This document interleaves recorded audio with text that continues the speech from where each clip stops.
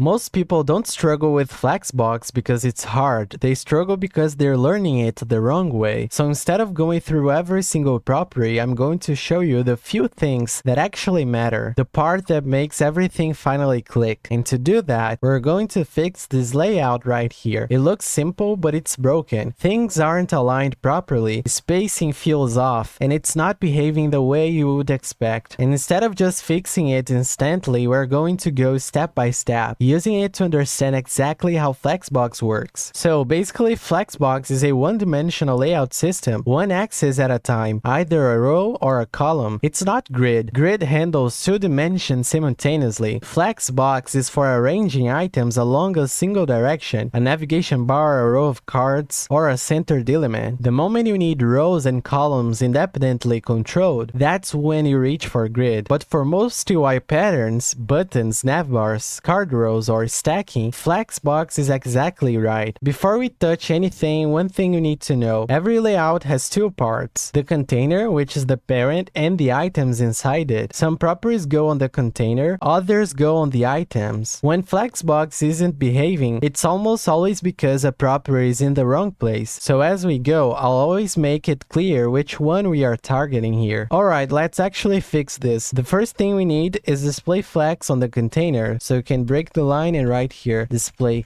flex. Items go from stacking vertically to sitting in a row. One line. Now everything in Flexbox from this point depends on direction. By default it's a row, left to right, but watch what happens when I switch it to column. So flex direction column, and now everything flips vertically. And this is exactly where most people get confused, because suddenly the same properties stop working the way they expect. Here's why. Flexbox always aligns things based on the direction you chose. One property follows the direction and the other crosses it. Keep that in mind. It will make the next part click immediately. I'm going to remove this line because we want flex direction row and we don't want the column, so I just removed this and by default it will switch to row. The two properties you will use constantly are justify content, so I'm gonna write here justify content, and also align items. We are in a row, so left to right is our main direction. That means justify content moves things horizontally. Let me set this to center, so justify content center. Now everything moves to the middle. Now align items does the opposite. It controls the other direction. So let me add that. Align items center, and also I'm gonna add a height of 300 pixels, so now we can see the line items working. So I'm gonna turn this off so you can see the difference, and I'm gonna turn this on again. So now you can see that the container is perfectly centered. No hacks, no weird positioning tricks, just 3 lines of CSS. That's it. And now watch what happens when I change justify content to space between. Items is spread out and pushed to the edges, and if I try here space around, it will distribute the spacing evenly around each one. This is exactly how navbars and card rows are built. Now, what if you need just one item to behave differently? You don't touch the container. You go to that specific item and use align self. For example, we are gonna change the position of the last item, so you can write here item last child, and inside this class we are going to write align self flex end. That one element moves independently while the others stay exactly where they are. That's the kind of control Flexbox gives you without breaking everything else. Up until now, everything has been on a single line, and that's actually the default. Flexbox will keep items in one row even if they overflow. Let me add more items and show you what I mean. So let's go to the HTML, and I'm gonna add the 5th and 6th and 7th, 5, 6, 7. Now you can see that the items cannot fit into the container. It is actually overflowing. It just keeps pushing everything out. The container doesn't care. This is where flex wrap comes in. So let's go to our index.css, and in the container we can write here flex wrap wrap. Now items move to the next line when there's no space left. Resize the browser and the layout adapts. No media queries, nothing complicated, but the spacing still looks off. A lot of people reach for for margin here and end up fighting weird edges and uneven gaps. You don't need that. So instead, we can add a gap of 1 rem here, and now you can see the items evenly distributed. So we don't need a margin here to separate the items. This is looking weird because of this last child element here. So I'm going to comment this out, and I'm going to remove this justify content. Now you can see that it actually looks better. So this gap here creates a space between all the items evenly without touching the outside edges, and it works with grid too. So once you start using it, you basically never go back. Now the part where most people get confused is the flex property. So I'm going to write here in the item flex 1, and this is what happens. So if I hover over this property, VS Code is gonna show here that flex is a shorthand for flex grow, flex shrink, and flex basis. Basically in this case, flex 1 is sharing the space equally between the items. And for example, if for the last child I'd find here that it has a flex 2, you will see that it takes more space than the others. That's grow. Now if we do some changes here in our code, so removing the flex 1 from the item class and adding a width of 300 pixels and removing the flex wrap from the container, we can see that they are evenly distributed in space. But I'd like to show you the flex shrink, so we can write here item last child. You can see that nothing happens because by default it has this value. So if we set this to 0, this is what happens. That item refuses to compress,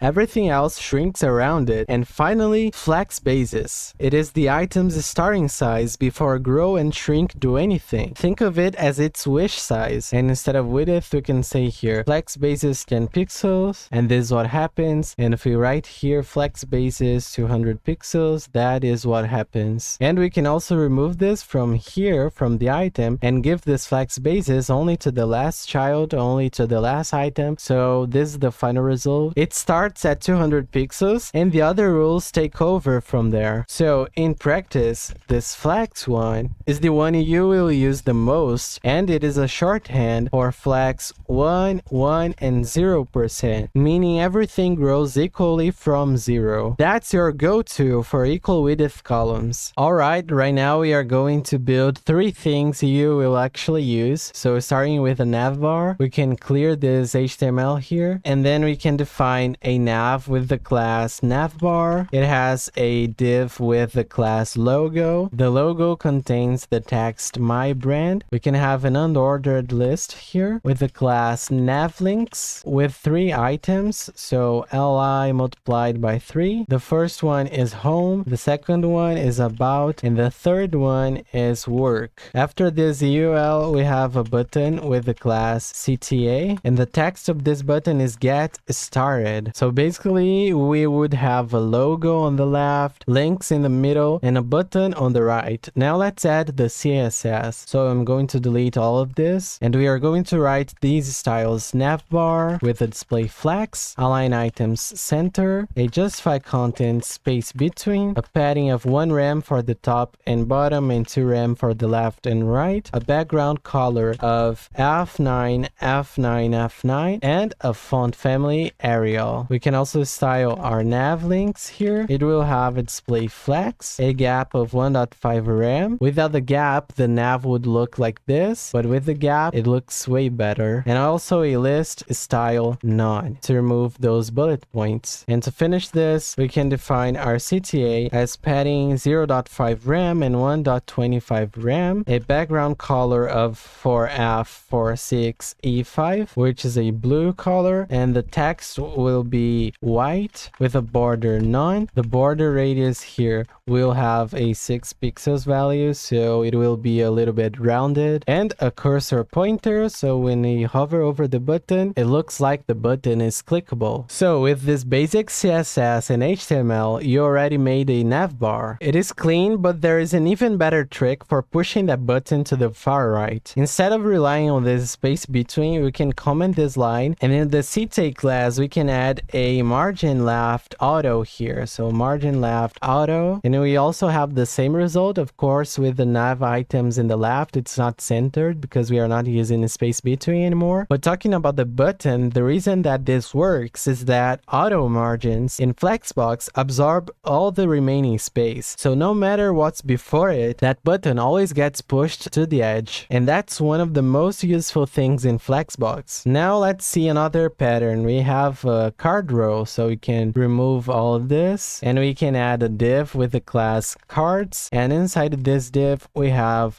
3 cards. So we can write dot card multiplied by 3. The first one is card 1, then card 2, and then card 3. And then in the CSS we can write here cards display flex wrap, a gap of 1 rem and a padding of 1 rem. Then for the card we can add here a flex 1, a min width of 200 pixels, a padding of 2 rem, a background color of 4F46E5, the text color is white, the font family is Arial, a border radius of 8 pixels to make the card look a little bit rounded, and a text align center. So now we have our cards. We can increase here the viewport of the browser to see the 3 cards in a row. And if we reduce the width of the browser, we can see the cards shrinking. So we have here equal width cards, spacing handled by gap, and they reflow on their own when the browser gets narrow. No media queries, nothing extra. That's Flex 1 here, and the Flex wrap working together. And the last one we are going to make is a sticky footer. So this one trips up a lot of people. Let's go into our HTML and remove this code. We can add here a class page, and inside we have a header with a text header, a main tag with a text main content, and a footer with a text footer. In the CSS we can clear this and add the class page with the styles display flex